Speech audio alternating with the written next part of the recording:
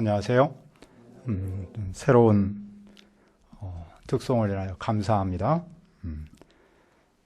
이 시간에 우리 17장 12절 요절 말씀을 같이 한번 읽겠습니다.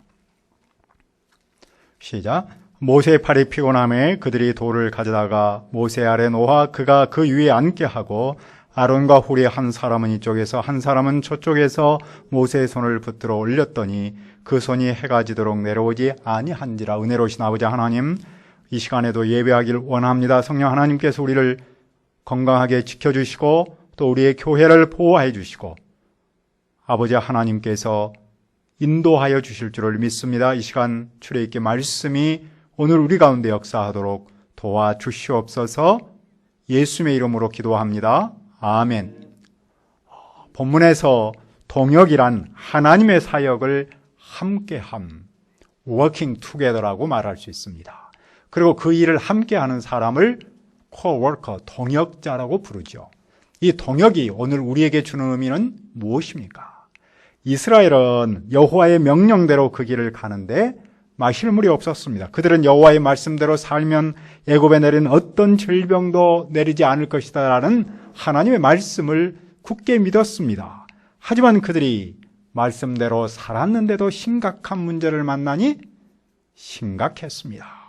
그들은 모세에게 마실 물을 달라며 다투었습니다. 그들은 단순히 불평한 것이 아니라 논리적으로 따졌습니다. 왜냐하면 여호와의 말씀대로 살았으면 마실 물 정도는 아무런 걱정 없이 넉넉히 마실 것으로 생각했기 때문입니다. 하지만 모세는 그들이 여호와를 시험한다라고 꾸짖습니다. 왜냐하면 그들을 인도하는 분은 모세가 아니라 여호와이시기 때문입니다. 여호와께서 그들을 책임지신다고 약속하셨기 때문입니다. 그리고 그 약속대로 그들을 인도하고 보호하고 있는데도 불구하고 그들이 그 여호와를 믿지 못하기 때문입니다. 그러나 그들은 몹시 목이 말라서 모세를 돌로 칠 지경이었습니다. 여호와께서 모세에게 무슨 방향을 주십니까? 17장 5절을 보십시오. 여호와께서 모세에게 이르시되 백성 앞을 지나서 이스라엘 장로들을 데리고 나일강을 치던 내 지팡이를 손에 잡고 가라. 나일강을 치던 내 지팡이는 예전에 모세가 나일강을 쳐서 피로 변하게 했던 바로 그 지팡이입니다. 그 지팡이는 여호와의 함께 하심을 표현하는 것이고 여호와의 능력을 표현하고 있습니다.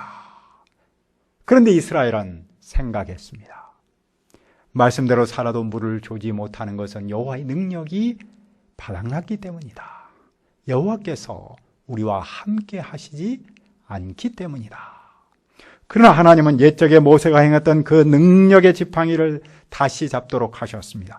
옛적에 일하셨던 그 하나님을 다시 기억하게 하십니다. 하나님은 예나 지금이나 살아계시고 그들과 함께 하시고 놀라운 능력을 나타내기 때문입니다. 여호와께서 호렙산에 있는 그 반석 위에 계심으로 모세가 그것을 치면 물이 나오고 백성은 마실 겁니다. 모세는 여호와의 말씀대로 했습니다. 모세는 여호와를 믿었습니다. 그리고 백성과 장로들에게 그 믿음을 보여주면서 그들 또한 자기처럼 믿기를 바랍니다. 모세는 이 사건을 어떻게 정리합니까? 17장 7절을 읽읍시다. 시작. 그가 그곳 이름을 마사 또는 무리바라 불렀으니 이는 이스라엘 자손이 다투었으며 또는 그들이 여호와를 시험하여 이르기를 여호와께서 우리 중에 계신가 안 계신가 하였습니다. 마사는 시험이라는 뜻이고 무리바는 다툼이라는 다툼의 장소를 뜻합니다. 모세는 그곳 이름을 시험, 다툼의 장소라고 불렀습니다. 왜냐하면 그들이 여호와를 시험했기 때문입니다. 그들은 여호와께서 그들 중에 계시지 않는다고 생각했습니다. 왜냐하면 그들은 현실만 보았기 때문입니다. 현실만 보면 약속을 잊어버립니다. 약속을 잊어버리면 여호와를 시험할 수밖에 없습니다. 교회 역사에서 그 백성은 자주 마사, 무리바를 반복했습니다. 사람은 어떤 위기를 만나면 하나님을 시험하며 다투기 쉽습니다. 그러나 사실 우리는 하나님이 우리와 함께 계시는가를 시험할 것이 아닙니다. 오히려 뭘 해야 합니까? 우리가 하나님 곁에 머물러 있는지 아닌지를 물어야 합니다. 하나님은 한 번도 당신의 백성을 버린 적이 없기 때문입니다. 하나님은 우리의 형편이 좋을 때나 나쁠 때나 변함없이 함께 하십니다. 이 사실을 믿지 못하고 걱정하고 납담하는 그것이 바로 하나님을 시험하는 겁니다. 우리는 하나님이 우리 가운데 우리와 함께 영원토록 계신다는 사실을 고백해야 합니다. 그것이 바로 임마누엘 신앙입니다. 그때 무슨 일이 일어났습니까? 아말렉이 이스라엘과 싸움을 벌였습니다. 하나님은 이스라엘이 다른 나라와 싸우면 마음을 바꿔서 애굽으로 돌아갈 것이라고 생각하고 광야길로 인도하셨습니다. 하지만 이제는 이스라엘이 싸워야 합니다. 그들은 어떻게 싸웁니까? 9절을 보십시오. 모세가 여호수아에게 이르되 우리를 위하여 사람을 택하여 나가서 아말렉과 싸우라. 내가 내일 하나님의 지팡이를 손에 잡고 산 꼭대기에 서리라. 이스라엘은 정규군이 없기 때문에 싸울 사람을 모집해야 합니다. 여호수아는 군인을 모집해서 최전선으로 나가서 싸워야 합니다. 그러면 내일 모세는 하나님의 지팡이를 손에 잡고 산 꼭대기에 섭니다. 산 꼭대기는 지휘본부라고 할 수 있겠죠. 여호수아는 모세의 말대로 최전선으로 나가고 모세는 산 꼭대기로 올라갑니다. 그때 아론과 훌이 모세와 함께 합니다. 모세가 지휘본부에서 손을 들면 이스라엘이 이기고 손을 내리면 아말렉이 이겼습니다. 손을 든다라는 말은 여호와께 기도한다, 여호와를 의지한다라는 뜻이겠죠.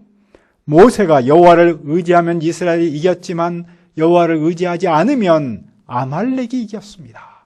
모세의 손의 상태에 따라서 이기고 짐이 결정된 것이죠. 모세가 손을 내리지 않으려면 어떻게 합니까? 이스라엘이 이 싸움에서 이기려면 어떻게 해야 합니까? 12절을 다시 한번 읽읍시다. 시작. 모세의 팔이 피곤함에 그들이 돌을 가져다가 모세 아래에 놓아 그가 그 위에 앉게 하고 아론과 훌이 한 사람은 이쪽에서 한 사람은 저쪽에서 모세의 손을 붙들어 올렸더니 그 손이 해가 지도록 내려오지 아니한지라. 모세가 손을 내릴 수밖에 없는 것은 팔이 피곤했기 때문입니다. 손이 무거워서 계속 들고 있을 수가 없었습니다. 아무리 위대한 목자라도 사람이지요. 사람은 피곤할 수밖에 없습니다. 그에게도 동역자가 필요합니다. 아론과 훌이 모세의 동역자로 등장합니다. 아론이 모세의 오른손을 들어주고 훌이 모세의 왼손을 들어주겠죠? 두 사람이 모세의 손을 붙들어 주니 모세의 손이 내려오지 않았습니다. 그러니까 여호수아는 일선에서 아말렉을 마음껏 무찔렀습니다. 그들은 처음 싸움에서 승리했습니다. 이 승리를 통해서 무엇을 배울 수 있습니까? 첫째로 동역자들과의 동역이죠. 모세는 지금까지 대부분 혼자 일했습니다. 하지만 이때부터 여호수아, 아론, 훌이 모세의 동역자로 등장하지 않았습니까? 모세는 그들과 동역하며 싸웠습니다. 모세는 그들과 한 팀, 원팀을 이루어서 싸운 것이죠. 한 팀을 이룬다고 해서 모두가 똑같은 일을 한 것은 아니었습니다. 여호수아는 일선으로 나갔고 모세와 아론과 훌은 집으로 올라갔습니다. 모세는 손을 들었고 아론과 훌은 그 손을 옆에서 떠받쳐 줬습니다. 동역은 같은 목표 아래서 다양한 사역을 통해서 이루어지는 거겠죠. 그들은 자기들이 해야 할 일, 즉 역할 분담을 했습니다. 그들은 그 일을 다른 사람과 비교하지 않았습니다. 그들은 그 일을 하나님께서 나에게 주신 특별한 일이라고 여기고 그 일에 최선을 다한 것이죠. 이런 동역을 관현악단, 오케스트라에 비유하죠. 오케스트라는 관악기, 현악기, 타악기 이것이 함께 어우러져서 연주해서 아름다운 말 그대로 환상의 조화로운 소리를 내는 것이죠. 오케스트라에서 아름다운 조화를 이루려면 연주자가 맡은 역할, 그것을 다 아는 것이 중요하겠죠. 더불어서 전체 오케스트라를 지휘하는 이름하여 지휘자, 마에스트로의 역할 또한 중요합니다. 그 연주자들을 잘 조화롭게 이루는 것, 또는 그 지휘자를 중심으로 해서 연주자들이 각자 맡은 역할을 다할 때 아름다운 하모니를 이룰 수 있지 않습니까? 이스라엘은 지휘자 모세를 중심으로 아론과 훌이 자기 맡은 역할을 다했고, 또 특별히 일선에서 여호수아가 자기가 맡은 일을 최선을 다함으로써 승리를 한 것이죠. 둘째로 하나님과의 동역입니다. 모세는 동역자들과 동역하면서 하나님을 절대적으로 의지했습니다. 왜냐하면 사람의 힘만으로 싸워서 이길 수 없음을 알았기 때문입니다. 모세는 동역자들과의 동역을 기초로 하나님과 동역한 것이죠. 아니, 어쩌면 하나님과 동역을 위해서, 그것에 근거해서 동역자들과 동역한 겁니다. 하나님은 동역자들의 동역과 당신과의 동역을 받아서 승리를 주셨습니다. 이 싸움의 승리는 동역자와의 동역, 그리고 하나님과의 동역으로 만든 공동 작품이 아니겠습니까? 영적 싸움에서 승리의 기승전 동역이죠.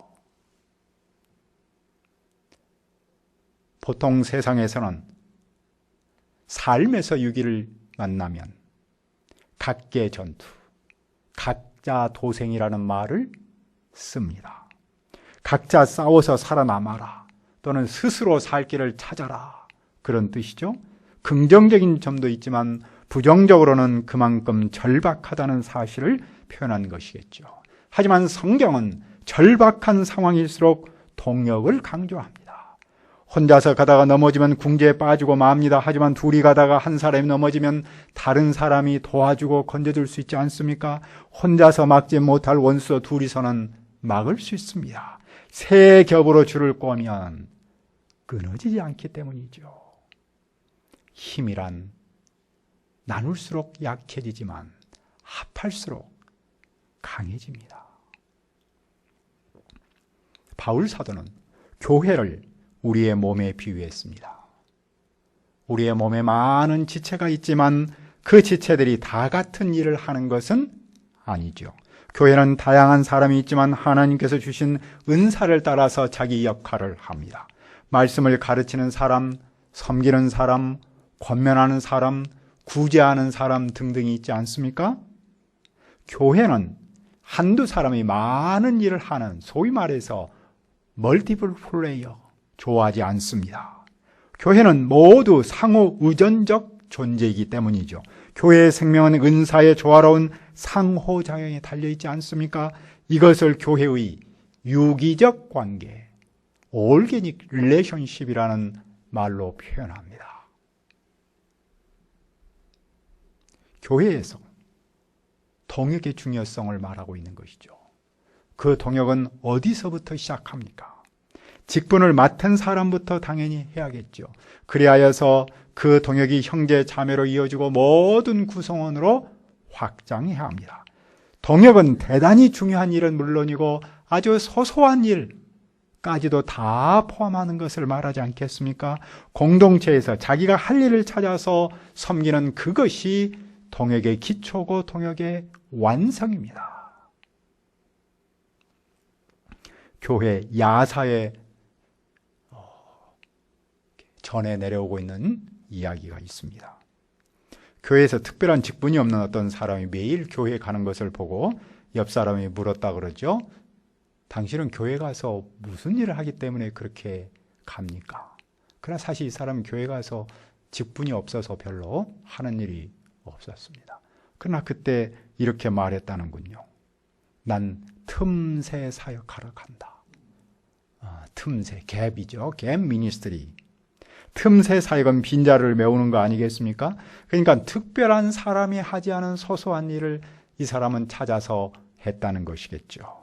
그래서 이 틈새 사역을 팀 사역, 출발로 말합니다. 갭 미니스트리는 팀 미니스트리의 뿌리다라고 해석하기도 합니다.